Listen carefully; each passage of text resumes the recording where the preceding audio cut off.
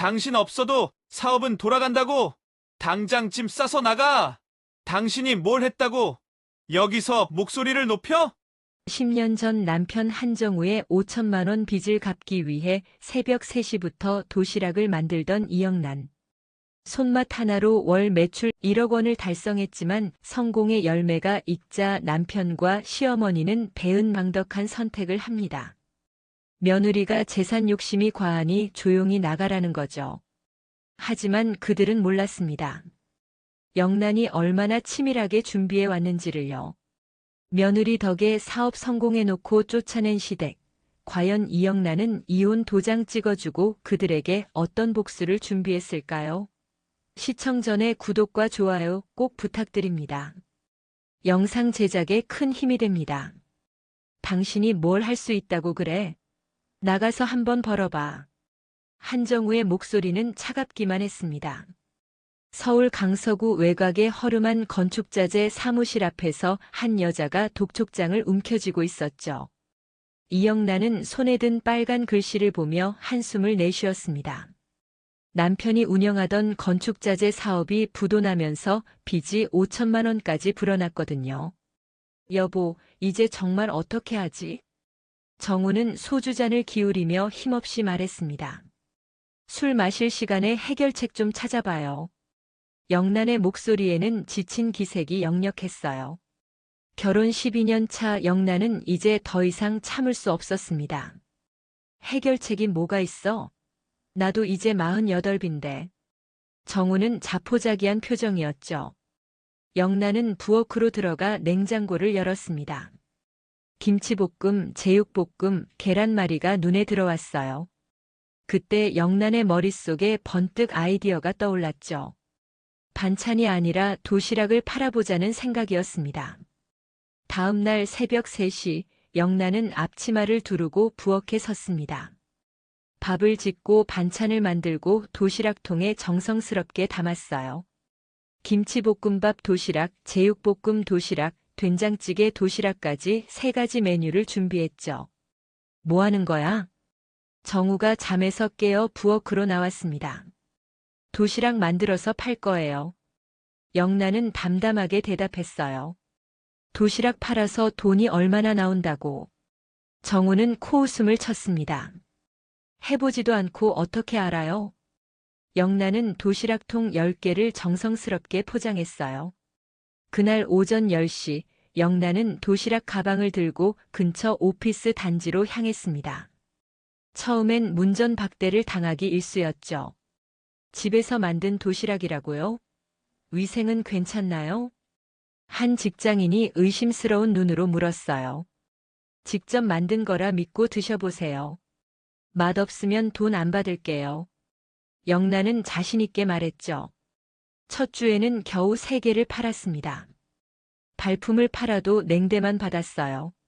누가 아줌마가 만든 도시락을 사 먹어. 한 회사원이 퉁명스럽게 말했죠. 영란은 상처받았지만 포기하지 않았습니다. 집으로 돌아와서도 메뉴를 연구하고 맛을 개선했어요. 혹시 지난번 도시락 드시고 어떠셨어요? 며칠 후 영란은 도시락을 사준 직장인을 다시 찾아갔습니다. 아, 그 도시락이요? 정말 맛있었어요. 우리 팀장님도 어디서 샀냐고 물어보시더라고요. 직장인의 얼굴에 환한 미소가 피어올랐어요. 그럼 이번에도 좀 사주실래요? 영란은 조심스럽게 물었죠. 당연하죠. 이번엔 5개 주세요. 사무실 사람들 것까지요. 입소문이 퍼지기 시작했습니다. 한 달 후에는 하루에 20개씩 팔리기 시작했어요. 진짜 되는구나. 정우의 표정이 조금 달라졌죠. 이제 겨우 시작이에요. 더 열심히 해야죠. 영란은 새벽 3시부터 밤 9시까지 부엌에서 살다시피 했습니다. 손목이 아프고 허리가 끊어질 것 같았지만 참았어요. 3개월이 지나자 주문이 폭주했습니다. 영란 씨 도시락 언제 가져다 주세요? 우리 직원들이 영란 씨 도시락만 찾아요. 단골 고객들의 전화가 쉴 새 없이 걸려왔죠. 오피스 빌딩 경비실 아저씨도 영란을 알아보기 시작했어요. 도시락 아주머니 오셨네요.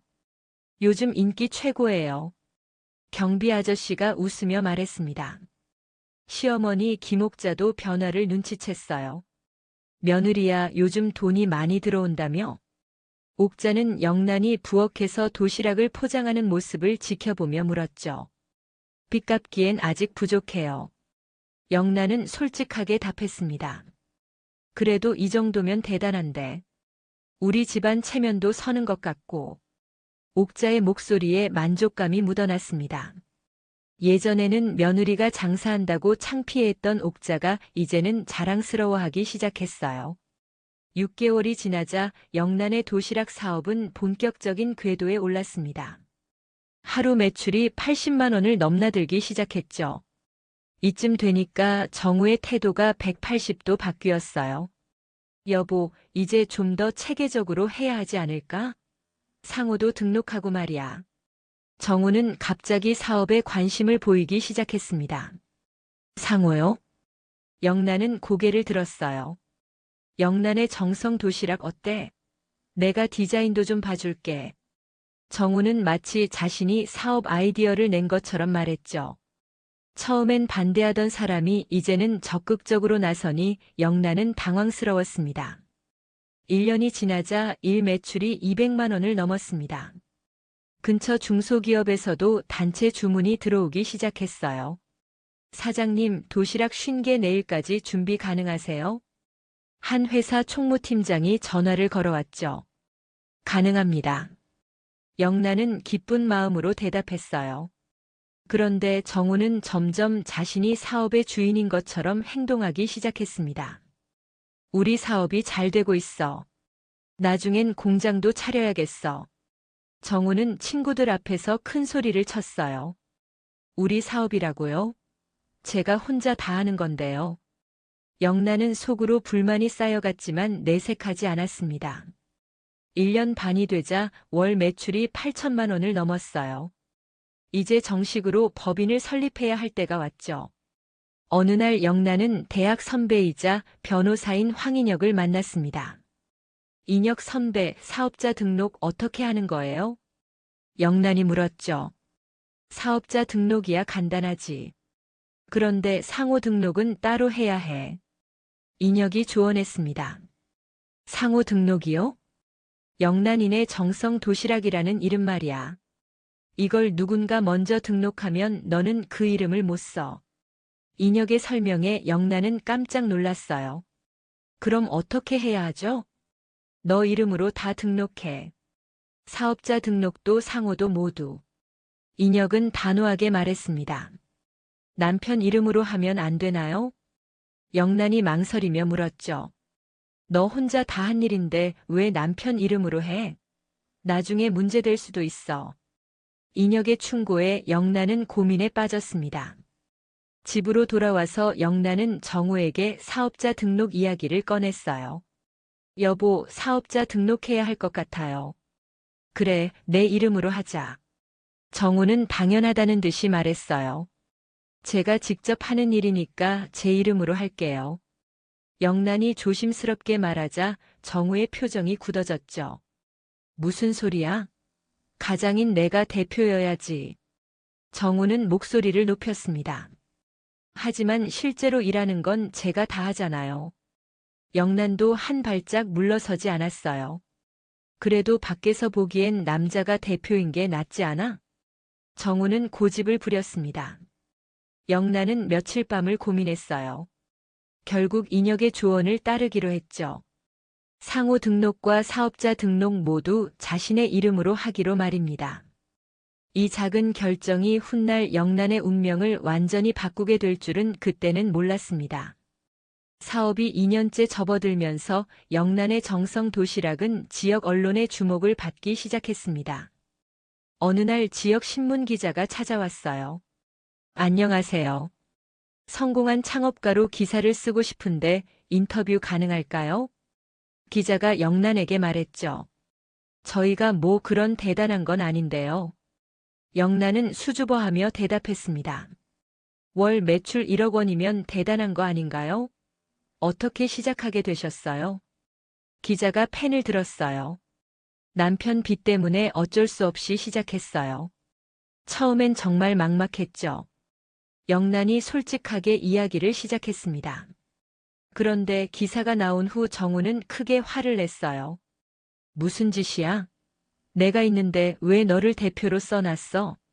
정우는 신문을 던지며 소리쳤습니다.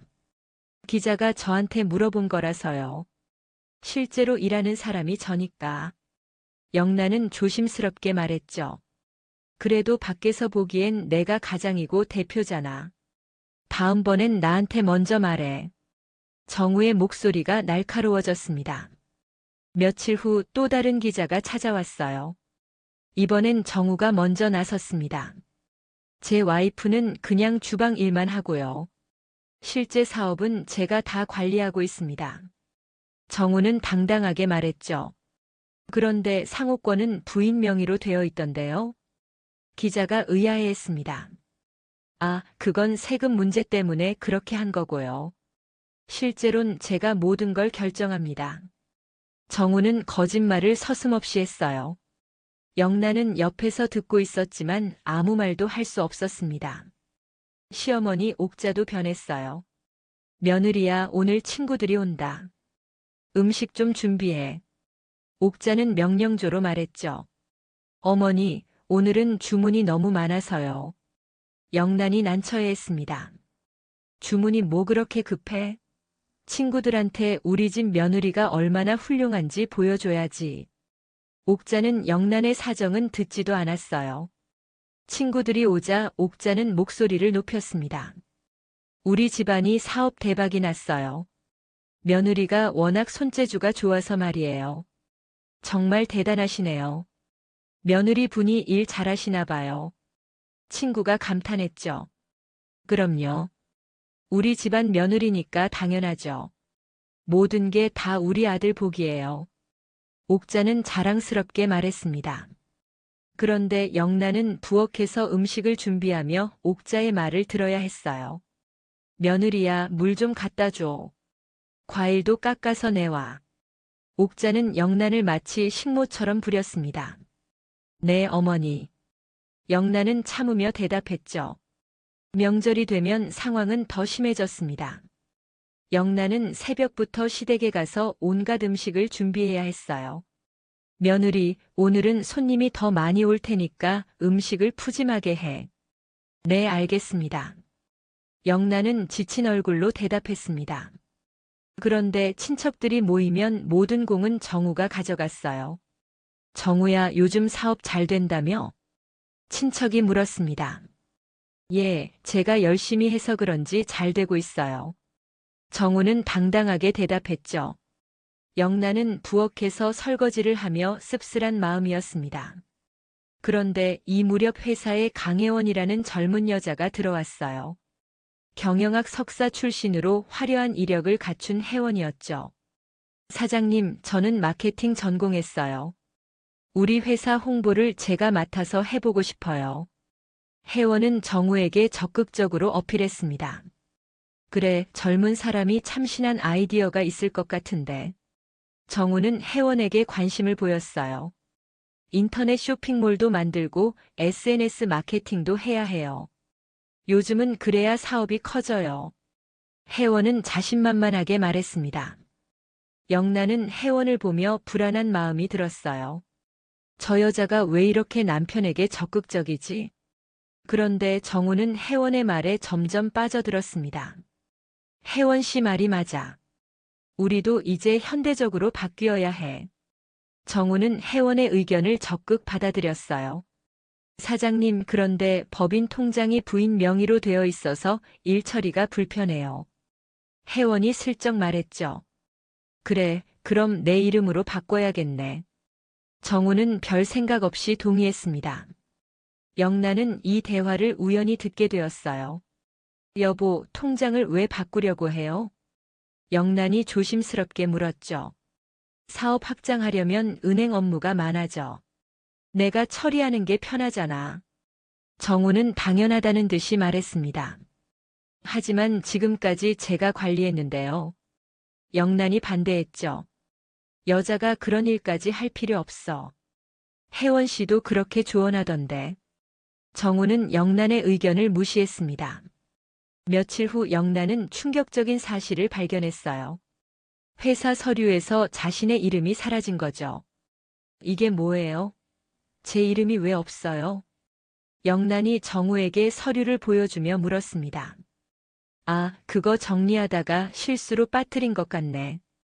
정우는 대수롭지 않게 말했어요. 실수라고요? 상호 등록증에도 제 이름이 있는데요. 영란의 목소리가 떨렸습니다. 뭘 그렇게 따져?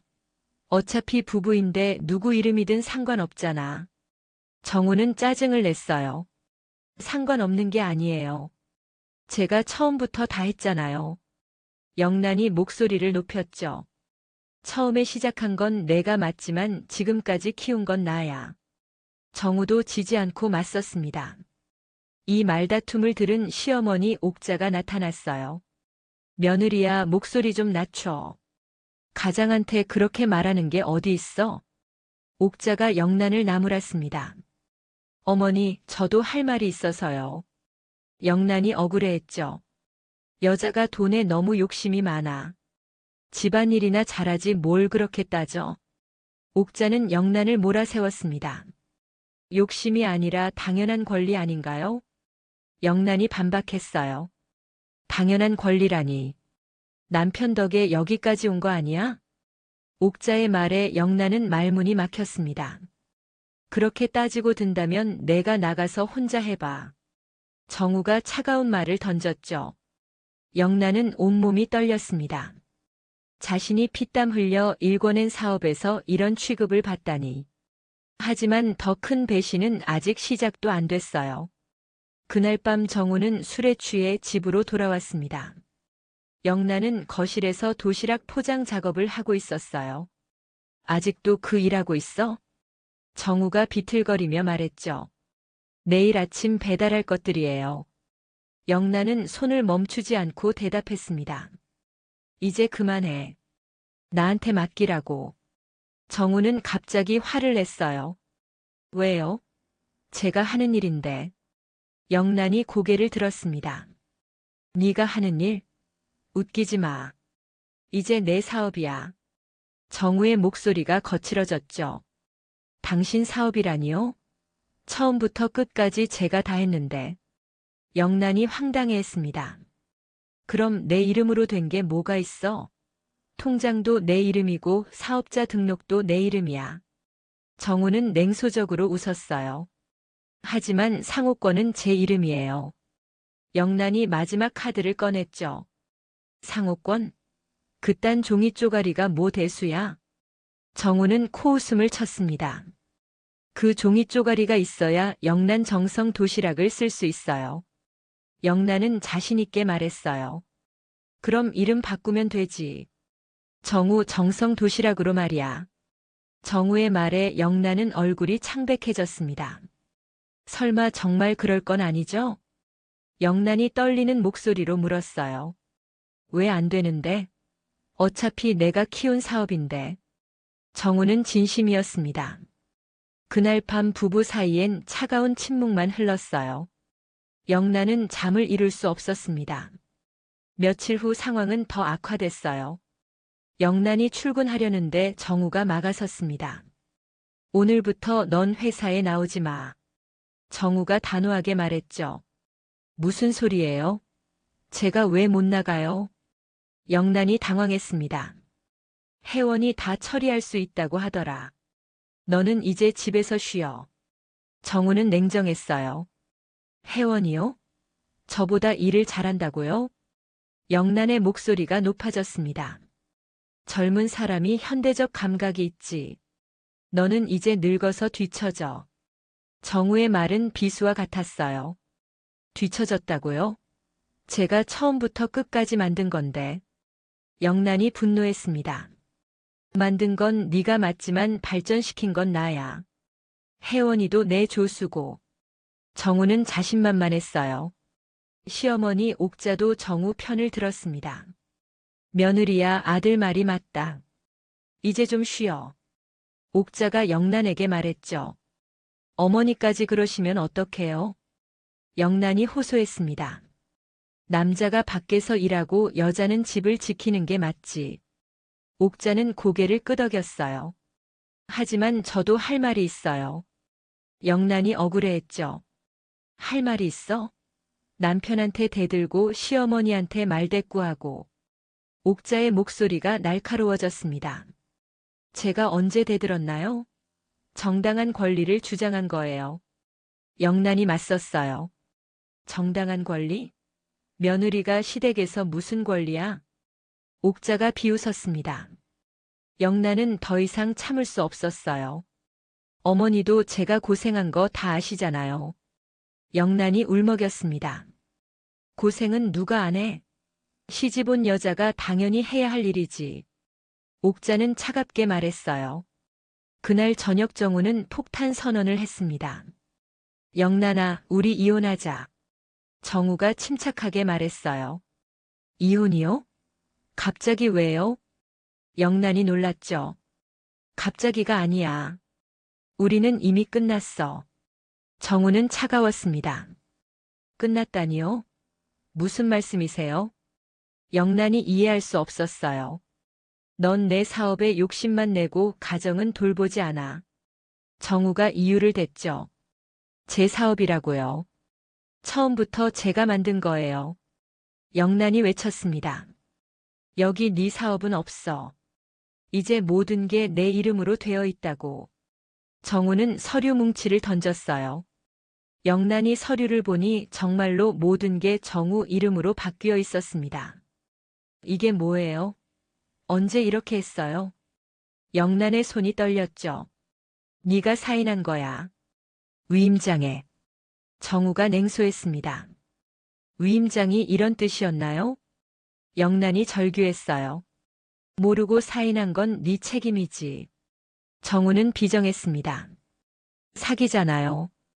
이건 사기라고요. 영란이 소리쳤어요. 사기? 합법적인 절차야. 변호사도 확인했어. 정우는 웃었습니다.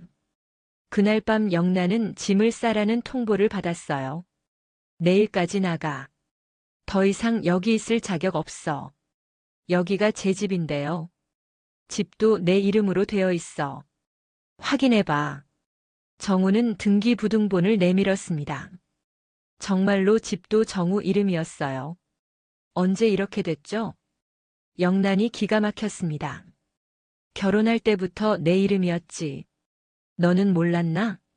정우가 웃었어요. 그럼 결혼 12년 동안 저는 뭐였어요?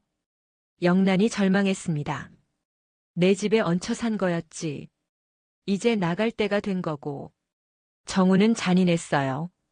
시어머니 옥자도 나타났습니다. 며느리야, 이혼이 서로를 위한 일인 것 같다. 옥자가 차갑게 말했죠. 어머니까지 그러시면 안 돼요. 영란이 울먹였습니다. 아들이 결정한 일이니까 따르는 게 맞지. 옥자는 문을 쾅 닫았어요. 그렇게 영란은 서울 외곽의 허름한 고시원으로 쫓겨났습니다. 35평에서 3평으로 차가운 현실이었어요. 보증금 300만 원에 월세 40만 원 가진 돈으로는 겨우 2달치였습니다. 통장을 확인해 보니 모든 계좌가 정지되어 있었습니다. 어떻게 이럴 수가 있지? 영란은 멍하니 앉아 있었어요. 냉장고는 텅 비어 있고 전기도 언제 끊길지 모르는 상황이었습니다.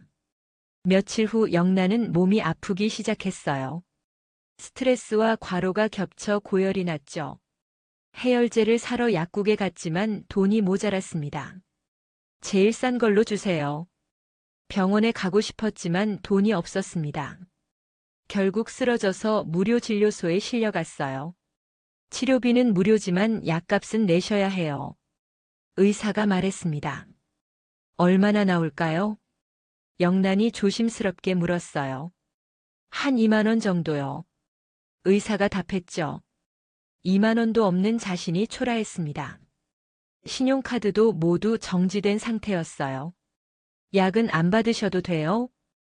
의사가 걱정스럽게 물었습니다. 네, 괜찮아요. 영란은 고개를 숙였어요. 약도 못 사는 현실이 너무나 비참했습니다. 찜질방으로 향했어요. 하루 6,000원이면 잘 수 있는 곳이었죠. 찜질방 바닥에 누워 영란은 눈물을 흘렸습니다. 내가 뭘 잘못했지? 열심히 일만 했는데. 자괴감이 밀려왔어요. 주변 사람들이 수군거리는 소리가 들렸습니다. 저 아줌마 맨날 여기서 자네. 돈이 없나 봐. 한 아주머니가 속삭였죠. 영란은 더욱 위축됐습니다. 며칠이 지나도 상황은 나아지지 않았어요. 편의점에서 할인된 컵라면을 사 먹으며 근근히 버텼습니다. 그런데 일주일 후 뜻밖의 사람이 찾아왔어요. 영란아, 여기 있었구나. 변호사 인혁이 찜질방에 나타났습니다. 인혁 선배, 어떻게 날 찾았어요? 영란이 깜짝 놀랐죠. 정우한테 들었어. 걱정돼서 찾아왔지. 인혁이 안타까워했습니다. 부끄러워서 아무한테도 연락 못했어요. 영란이 고개를 숙였어요. 바보야, 친구가 뭐 하는 거야? 인혁이 영란의 어깨를 두드렸습니다. 모든 걸 다 잃었어요. 집도 사업도 가족도. 영란이 한숨을 쉬었죠. 모든 걸 잃었다고. 천만에. 인혁이 웃었습니다. 무슨 소리예요? 아무것도 남은 게 없는데. 영란이 의아해했어요. 영란아, 상호권은 네 거야. 인혁이 진지하게 말했습니다. 상호권이요? 그런 게 뭐 소용 있어요? 영란이 무기력했죠. 소용없는 게 아니야. 모든 서류는 이미 네 이름으로 등록되어 있어. 인혁이 서류 봉투를 꺼냈어요. 정말이에요? 영란의 눈에 희망이 보였습니다. 정우가 아무리 설쳐도 상호권 없이는 영란 정성 도시락을 쓸 수 없어. 인혁이 설명했죠. 그럼 제가 이길 수 있다는 거예요? 영란이 일어섰습니다. 이기는 정도가 아니야. 완전히 되찾을 수 있어. 인혁이 확신에 찬 목소리로 말했어요. 절망의 끝에서 다시 살아날 희망의 불씨가 피어올랐습니다. 인혁은 영란을 데리고 사무실로 갔어요. 자, 이제 차근차근 해보자. 인혁이 컴퓨터를 켰습니다. 정말 제가 이길 수 있을까요? 영란이 불안해했죠. 당연하지. 법은 정당한 권리자 편이야. 인혁이 자신 있게 말했습니다. 먼저 상호 등록증부터 확인해보자. 인혁이 서류를 뒤졌어요. 여기 있다. 영란의 정성 도시락, 등록일 2023년 5월 20일, 등록인 이영란. 인혁이 서류를 보여줬습니다. 정말 제 이름이네요. 영란이 눈물을 글썽였어요. 그럼 당연하지. 내가 직접 처리한 건데. 인혁이 웃었습니다. 그런데 거래처 계약서는 어떻게 되나요? 영란이 궁금해했죠. 그것도 다 내 이름으로 되어 있어. 확인해 볼까? 인혁이 파일을 열었습니다. 영란은 화면을 보며 깜짝 놀랐어요. 정말로 모든 거래처 계약서에 자신의 이름이 적혀 있었습니다. 이런 게 있는 줄도 몰랐어요. 영란이 감탄했죠. 정우가 모르게 한 일이니까. 만약을 대비해서 말이야. 인혁이 설명했습니다. 그럼 이제 어떻게 하면 되죠? 영란이 간절히 물었어요. 먼저 현재 상황을 파악해야 해. 정우가 뭘 하고 있는지 말이야. 인혁이 진지해졌습니다. 며칠 후 인혁이 충격적인 소식을 가져왔어요. 영란아, 큰일 났어. 인혁이 신문을 들고 왔죠. 무슨 일이에요? 영란이 놀랐습니다. 정우가 대규모 투자를 받으려고 한대. 인혁이 기사를 보여줬어요. 영란이 기사를 읽어보니 정우와 혜원이 프랜차이즈 사업 확장을 위해 80억 원 투자를 유치한다는 내용이었습니다.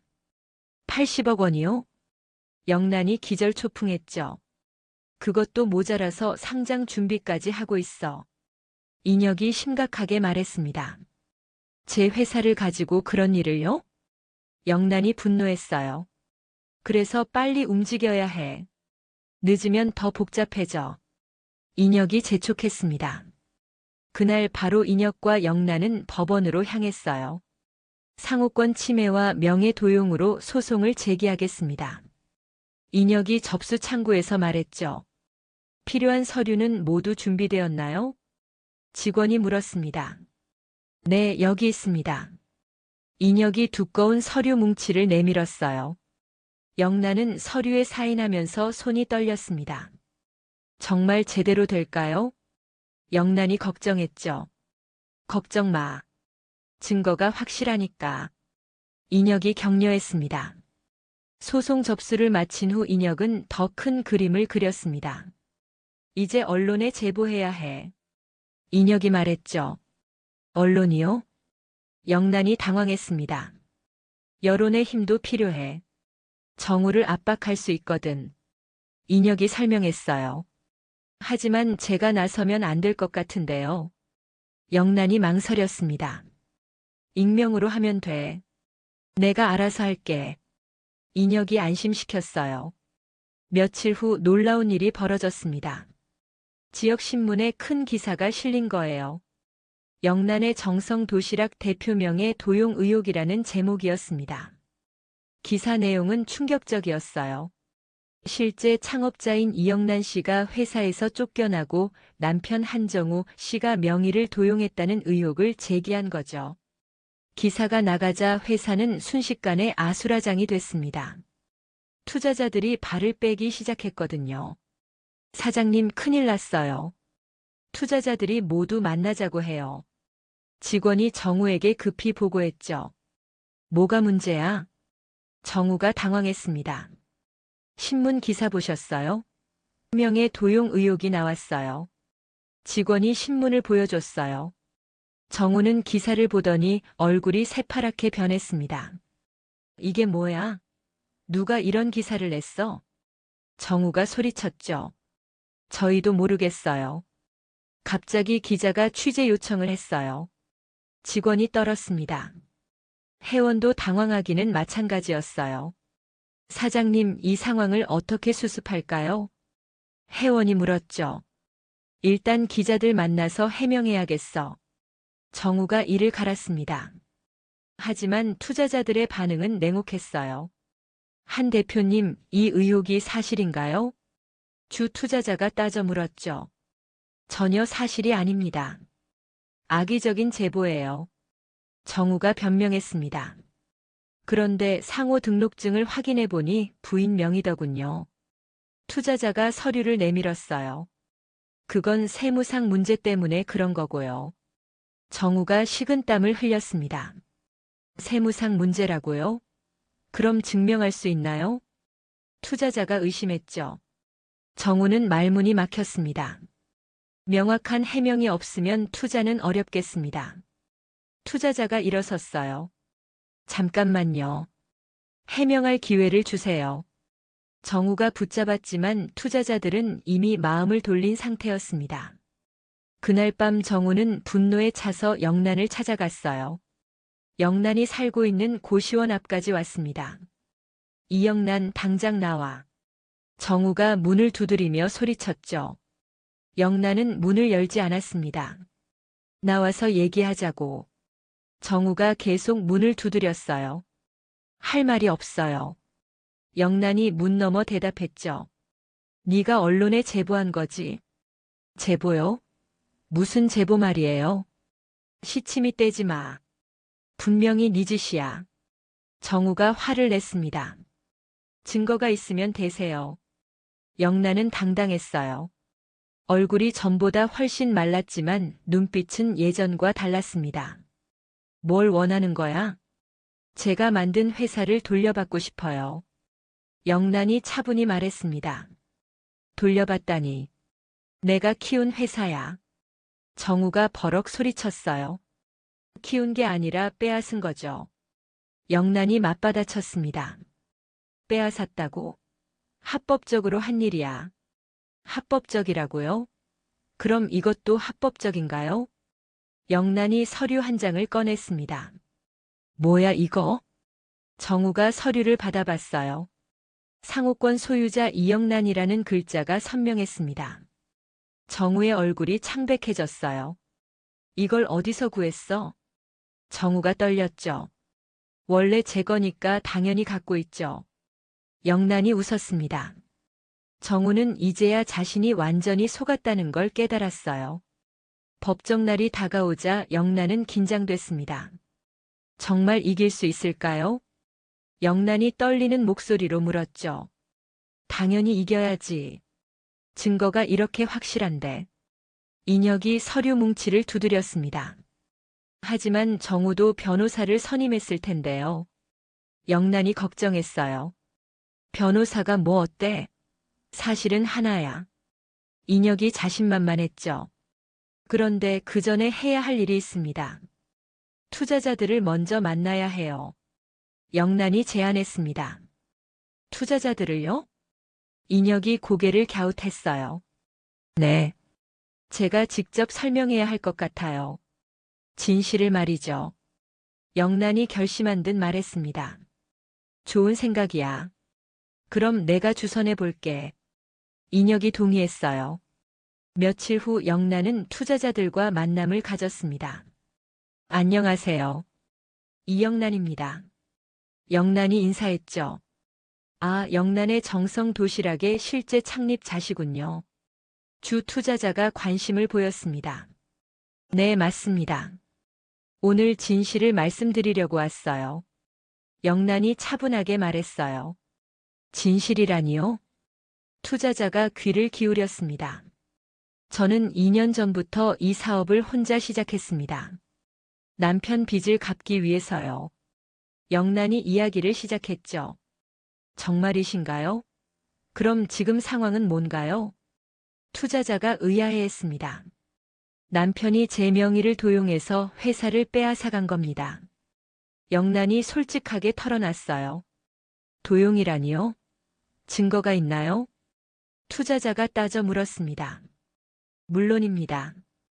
이걸 보세요. 영란이 상호 등록증을 내밀었어요. 투자자들은 서류를 자세히 살펴봤습니다. 정말로 이영란 씨 명이네요. 투자자가 놀랐어요. 그리고 이것도 보세요. 영란이 거래처 계약서들을 꺼냈습니다. 모든 거래처 계약도 제 명의로 되어 있어요. 영란이 설명했죠. 이런. 한 대표가 거짓말을 한 거네요. 투자자가 분개했습니다. 저는 제 회사를 되찾고 싶을 뿐이에요. 투자는 그 이후에 생각해 보겠습니다. 영란이 당당하게 말했어요. 알겠습니다. 저희도 한 대표와는 투자 계약을 취소하겠습니다. 투자자가 결정했죠. 감사합니다. 진실을 믿어주셔서요. 영란이 고개를 숙였습니다. 드디어 법정 날이 왔습니다. 영란과 인혁은 일찍 법원에 도착했어요. 정우도 변호사와 함께 나타났습니다. 영란을 보자 정우의 표정이 굳어졌어요. 여기서 뭐 하는 거야? 정우가 영란에게 다가왔습니다. 제 회사를 되찾으러 왔어요. 영란이 담담하게 대답했죠. 내 회사라고? 웃기지 마. 정우가 비웃었습니다. 곧 알게 될 거예요. 누구 회사인지 말이에요. 영란이 의미심장하게 웃었어요. 재판이 시작됐습니다. 재판장이 입장하자 모든 사람이 일어섰어요. 원고 측 주장을 들어보겠습니다. 판사가 말했습니다. 인혁이 일어나서 발언을 시작했어요. 판사님, 이 사건은 명백한 상호권 침해 사건입니다. 인혁이 단호하게 말했죠. 어떤 근거로 그렇게 주장하는 건가요? 판사가 물었습니다. 여기 상호 등록증이 있습니다. 등록인은 이영란입니다. 인혁이 증거를 제시했어요. 피고 측은 어떻게 반박하시겠습니까? 판사가 정우 측 변호사에게 물었습니다. 상호권은 형식적인 것이고 실제 사업은 한정우가 운영해 왔습니다. 정우 변호사가 주장했어요. 형식적이라고요? 그럼 이것도 형식적인가요? 인혁이 거래처 계약서들을 꺼냈습니다.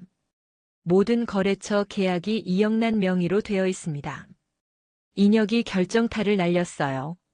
정우의 얼굴이 창백해졌습니다. 또한 은행 거래 내역을 보면 초기 자본금도 모두 이영란이 조달했습니다. 인혁이 계속 증거를 제시했어요. 피고 측에서 이에 대한 반박이 있으십니까? 판사가 물었죠. 정우 변호사는 말문이 막혔습니다. 더 이상 반박할 증거가 없었거든요. 그럼 판결을 내리겠습니다. 영란의 정성 도시락의 상호권과 모든 지분을 원고 이영란에게 반환하라. 판사가 선고했어요. 정우는 그 자리에서 주저앉았습니다. 이럴 수가 없어. 정우가 중얼거렸죠. 법정 판결이에요. 더 이상 어쩔 수 없어요. 영란이 차갑게 말했습니다. 판결 소식은 빠르게 퍼졌어요. 회사 직원들도 충격에 빠졌습니다. 진짜 대표가 이영란 씨였다니. 직원들이 수군거렸어요. 회원은 더 이상 버틸 수 없었습니다. 사장님, 저는 이제 그만둘게요. 회원이 정우에게 말했죠. 그만둔다고? 지금 이런 상황에서? 정우가 붙잡았습니다. 죄송해요. 더 이상은 무리예요. 회원은 짐을 싸기 시작했어요. 시어머니 옥자도 소식을 들었습니다. 아들이 졌다고. 옥자가 믿을 수 없어 했죠. 어머니, 이제 끝났어요. 정우가 맥없이 말했습니다. 끝났다니. 무슨 소리야? 옥자가 화를 냈어요. 법원에서 졌다고요. 모든 게 영란 것이래요. 정우가 절망했습니다. 그럴 리가 없어. 옥자는 충격을 받고 그 자리에서 쓰러졌어요. 어머니. 정우가 옥자를 흔들었지만 의식을 잃은 상태였습니다. 구급차가 와서 옥자를 병원으로 옮겼습니다. 의사가 나왔어요. 뇌졸중이네요. 큰 충격을 받으신 것 같은데요. 의사가 말했죠. 어머니가 쓰러진 것도 다 영란이 때문이야. 정우가 영란을 원망했습니다. 제 탓이 아니에요. 당신이 잘못한 거죠. 영란이 단호하게 말했어요. 하지만 영란의 복수는 여기서 끝나지 않았습니다. 인혁이 영란에게 제안을 했어요. 이제 회사를 어떻게 할 거야? 팔려고 해요. 영란이 단호하게 답했습니다. 팔다니. 왜? 인혁이 의외라는 표정이었어요. 이 회사로는 더 이상 할 일이 없어요. 영란이 차분히 말했습니다. 그럼 누구한테 팔 건데? 인혁이 궁금해했어요. 대기업에서 인수 제의가 들어왔어요. 영란이 설명했습니다. 얼마에? 인혁이 놀랐어요. 120억 원이에요. 120억 원이라고. 인혁이 다시 물었어요. 네. 브랜드 가치와 거래처 네트워크를 높게 평가해줬어요. 영란이 웃었습니다. 그럼 정말 대박이네. 하지만 이 돈은 단순한 보상이 아니에요. 영란의 눈빛이 차가워졌습니다. 무슨 뜻이야? 진짜 복수는 이제 시작이에요. 영란이 의미심장하게 웃었습니다. 120억 원으로 정우와 시댁을 완전히 무너뜨릴 계획이었거든요. 회사 매각이 완료된 후 영란은 인혁과 함께 조용히 계획을 세웠습니다. 정우와 시댁의 재산 흐름을 파악해야 해요. 영란이 서류를 펼쳤습니다. 재산 흐름이요? 인혁이 의아해했어요. 정우가 돈을 어떻게 굴리고 있는지 알아야 약점을 찾을 수 있거든요. 그럼 사설 조사팀을 써야겠네. 인혁이 제안했습니다. 이미 섭외해뒀어요. 영란이 명함을 꺼냈어요. 준비성이 철저하네. 인혁이 감탄했습니다. 며칠 후 사설 조사팀이 놀라운 정보를 가져왔어요. 이 사장님, 흥미로운 사실을 발견했어요. 조사원이 파일을 내밀었죠. 뭘 발견했나요? 영란이 관심을 보였습니다. 한정우가 강혜원 명의로 부동산 투자를 여러 건 했더군요. 조사원이 설명했어요. 혜원 씨 명의로요? 네. 아마 세금을 피하려는 것 같습니다. 얼마 정도 되나요? 대략 30억 원 상당의 부동산이에요. 조사원의 답에 영란은 미소를 지었습니다. 완벽한 약점이네요. 그런데 이걸 어떻게 활용할 건가요? 인혁이 궁금해했죠. 국세청에 제보할 거예요. 증여세 탈루 혐의로 말이에요. 영란이 계획을 밝혔습니다. 그거 괜찮은 아이디어네. 인혁이 동의했어요. 영란은 바로 국세청 신고센터에 전화했습니다. 여보세요. 증여세 탈루 의혹 신고하고 싶어요. 어떤 내용인지 말씀해 주세요. 담당자가 응답했습니다. 남편이 내연녀 명의로 부동산을 여러 채 샀어요. 증거 자료가 있으신가요? 네. 등기부등본과 자금 출처 증명서도 있어요. 영란이 확신에 찬 목소리로 답했습니다. 그럼 정식으로 접수하겠습니다. 담당자가 말했어요. 동시에 영란은 또 다른 계획을 실행에 옮겼습니다. 인혁 선배, 시댁 부동산 담보대출 정보 알아봐 줄 수 있어요? 왜 그런 걸 알아봐야 해? 인혁이 의아해했습니다. 제가 그 대출을 인수할 거거든요. 대출을 인수한다고? 인혁이 깜짝 놀랐습니다. 네. 그럼 제가 시댁의 채권자가 되는 거죠. 영란이 설명했어요. 그런 게 가능해? 인혁이 의심했습니다. 당연히 가능해요. 돈만 있으면 되거든요.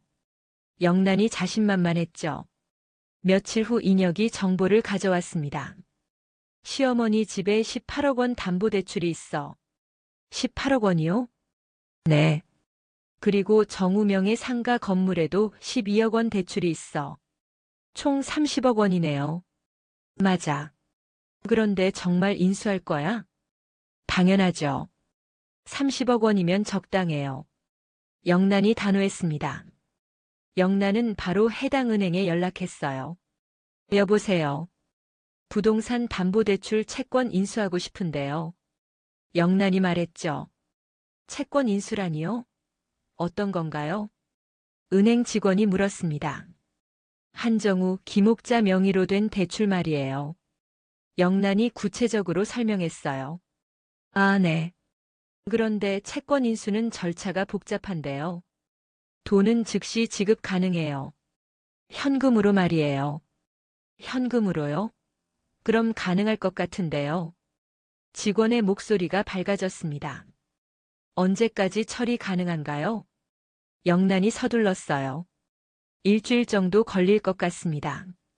직원이 답했죠. 일주일 후 모든 절차가 완료됐습니다. 축하드려요.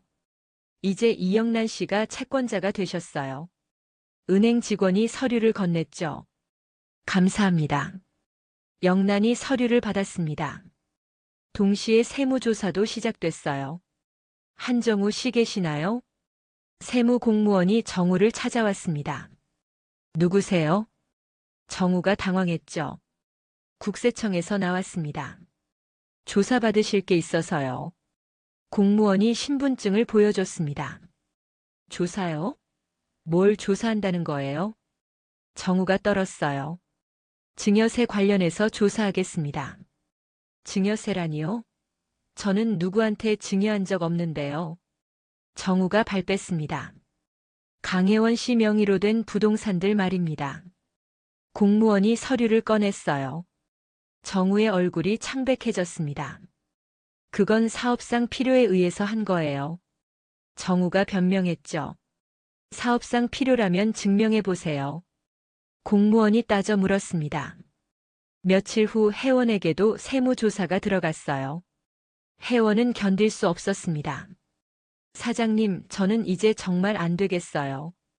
회원이 정우에게 전화했죠. 조금만 참아.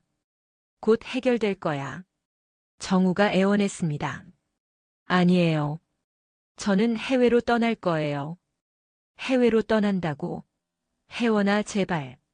그건 안 돼. 정우가 붙잡았지만 혜원은 이미 마음을 굳힌 상태였습니다. 죄송해요. 더 이상은 무리예요. 혜원은 전화를 끊었어요. 그리고 며칠 후 혜원은 정말로 사라졌습니다. 모든 부동산을 금매로 처분하고 해외로 도망간 거죠.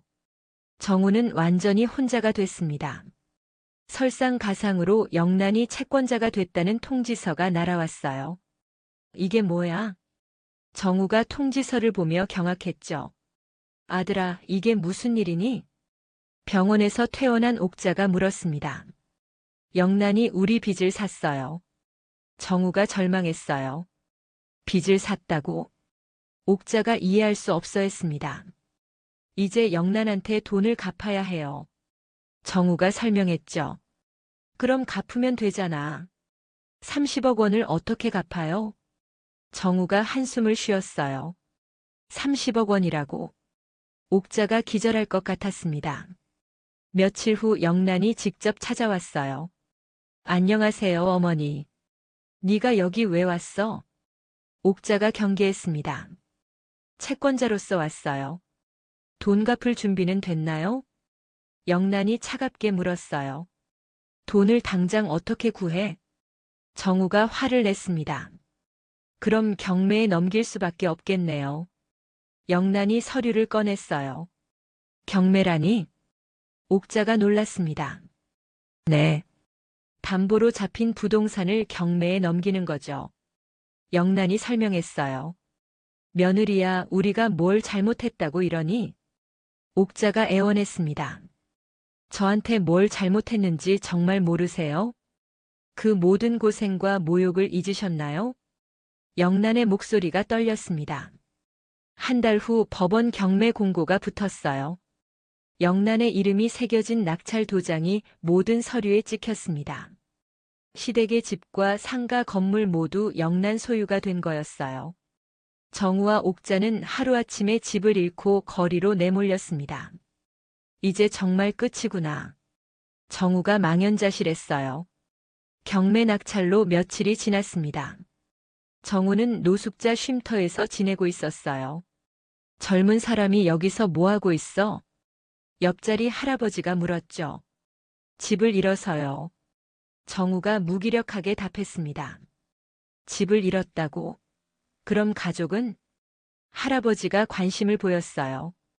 가족도 다 떠났어요. 정우의 목소리가 떨렸습니다. 참 안 됐구먼. 그래도 희망을 잃으면 안 되지. 할아버지가 위로했죠. 하지만 정우는 이미 모든 희망을 잃은 상태였습니다.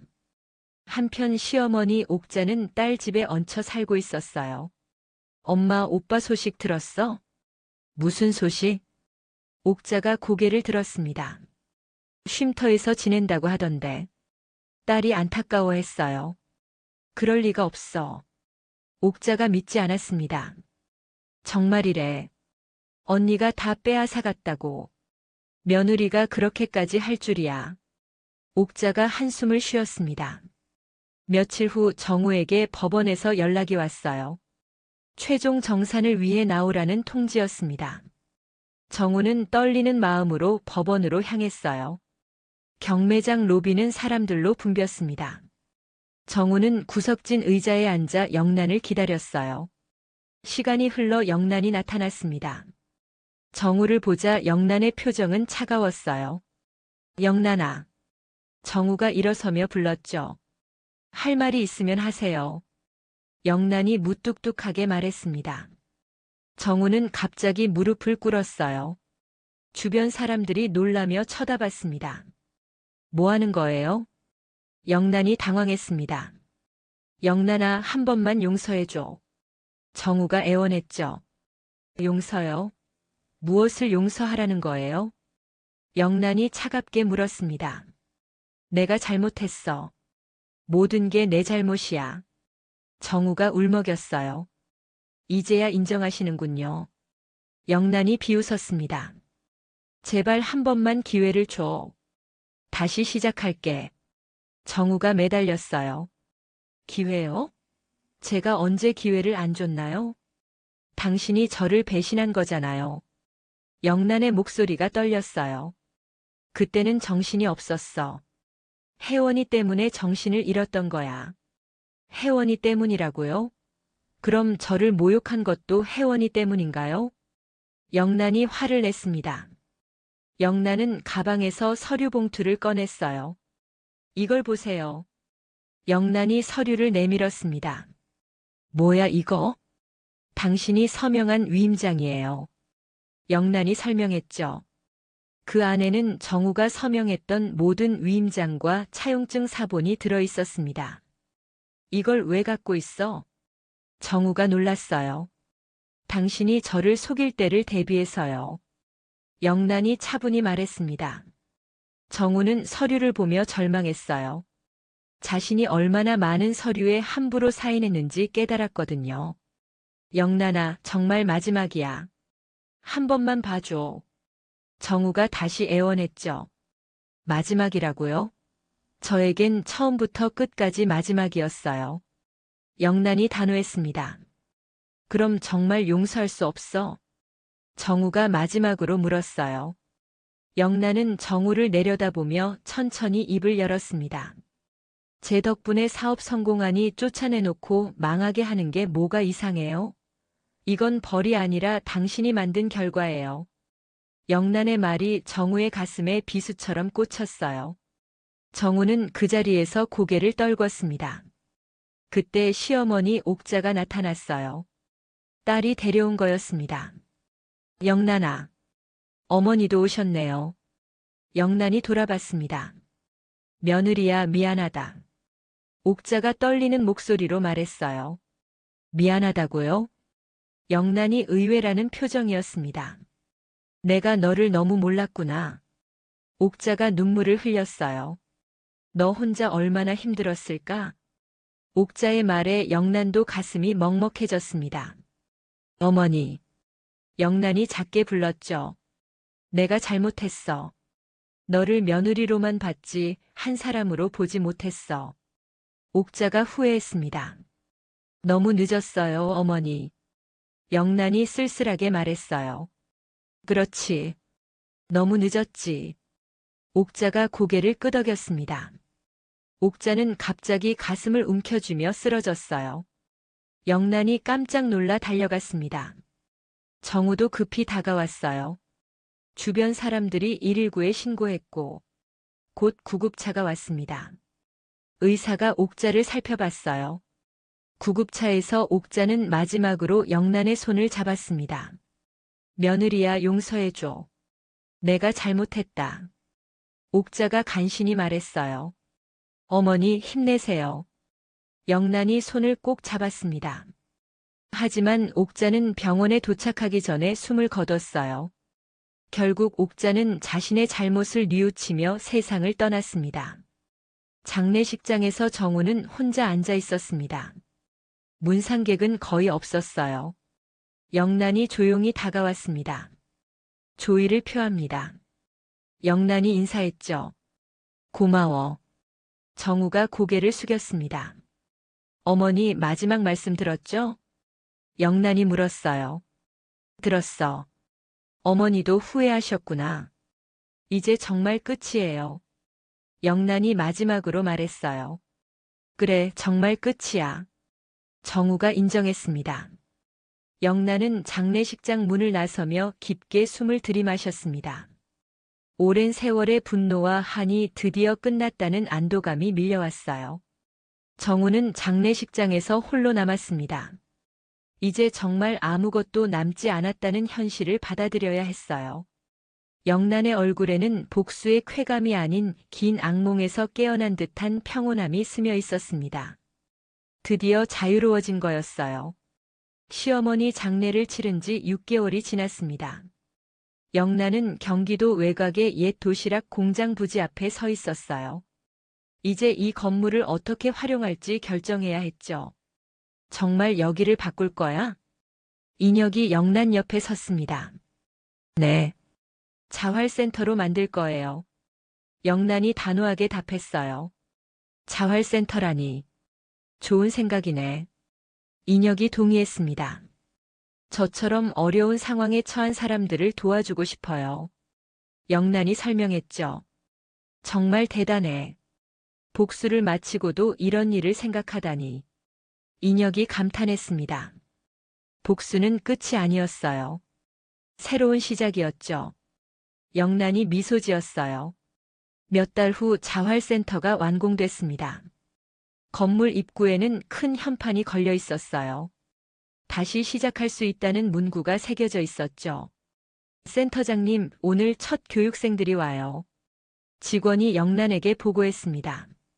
네, 잘 준비됐나요? 영란이 확인했어요. 네, 모든 준비가 끝났습니다.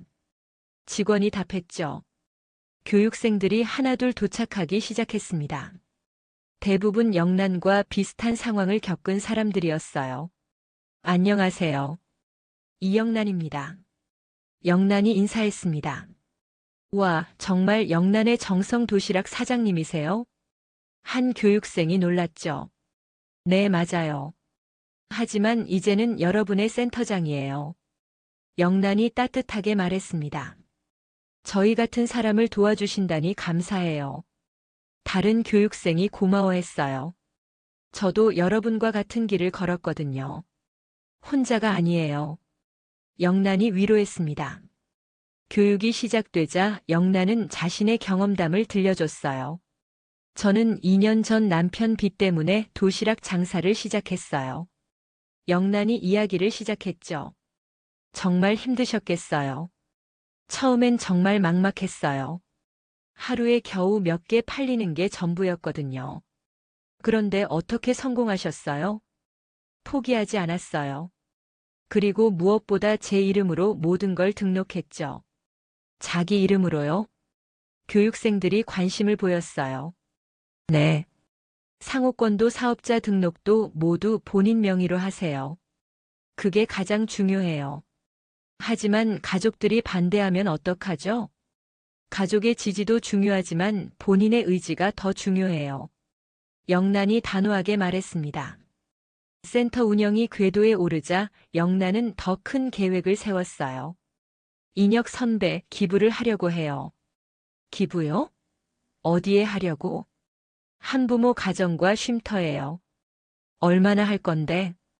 인혁이 궁금해했습니다. 제 수익의 절반이요.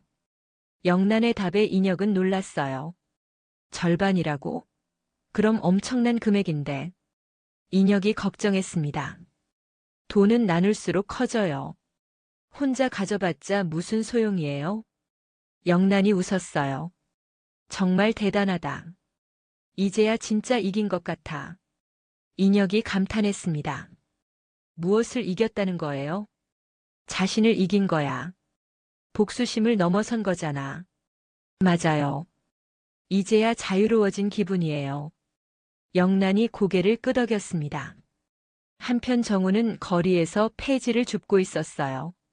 지나가던 사람이 신문을 버렸습니다. 정우는 신문을 주워 펼쳤어요. 그때 한 기사가 눈에 들어왔습니다. 영란의 정성 도시락 창립자 이영란 씨 고액 기부라는 제목이었어요. 정우는 기사를 자세히 읽어봤습니다.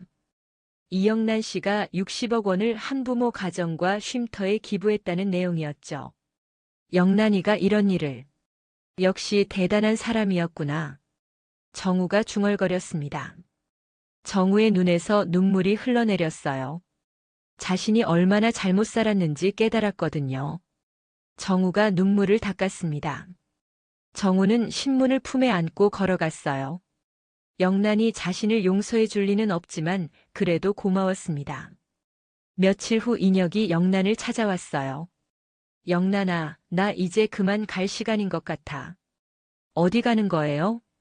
내 역할은 여기서 끝인 것 같아. 너는 이제 혼자서도 잘할 수 있어. 인혁 선배, 그동안 정말 고마웠어요. 나야말로 고마워. 내 덕분에 좋은 일에 동참할 수 있었거든. 인혁이 웃었어요. 그렇게 인혁은 영란 곁을 떠났어요. 영란은 홀로 남았지만 외롭지 않았습니다. 어느 봄날 아침 영란은 도시락통을 들고 서울 외곽 전통시장으로 향했어요. 자활센터 교육생들과 함께 운영하는 도시락 코너였죠. 사장님, 오늘도 나오셨네요. 상인이 인사했습니다. 네. 교육생들 도와주러 왔어요. 영란이 답했어요. 요즘 젊은 사람들이 열심히 하더라고요. 상인이 칭찬했죠. 다들 열정이 대단해요. 저도 배우는 게 많아요. 영란이 웃었습니다. 영란은 시장 골목을 천천히 걸었어요. 2년 전 처음 도시락을 들고 다녔던 그때가 떠올랐죠. 그때는 절망적이었는데 지금은 달랐습니다. 사장님, 오늘 도시락 어떤 게 나왔어요? 단골 손님이 물었어요. 오늘은 제육볶음이랑 김치볶음밥이 인기예요. 영란이 답했습니다. 그럼 2개 다 주세요.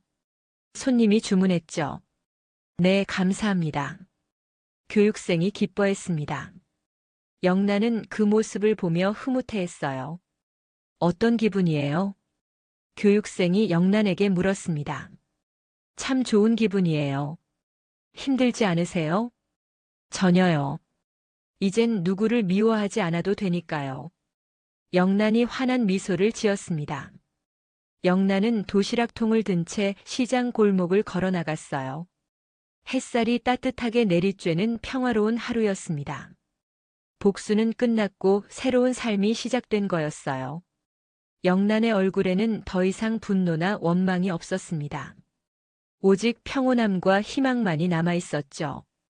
용서는 아니었지만 분노를 내려놓고 새로운 사람들을 돕는 것이야말로 진정한 자유였어요. 그녀는 더 이상 과거에 갇힌 사람이 아니었습니다. 미래를 향해 걸어가는 사람이었죠. 시장 골목 끝에서 영란은 하늘을 올려다봤습니다. 구름 한 점 없는 맑은 하늘이었어요. 이제 정말 자유로워졌구나. 영란은 혼잣말을 했습니다. 그리고 다시 걸음을 옮겼어요. 앞으로 나아가는 발걸음은 가볍고 힘찼습니다. 복수의 끝은 파멸이 아니라 새로운 시작이었습니다.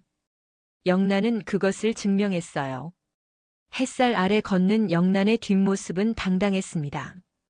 더 이상 누구에게도 굽히지 않는 진정으로 자유로운 여성의 모습이었죠. 자신의 노력으로 일궈낸 것을 지키는 것은 욕심이 아니라 정당한 권리입니다.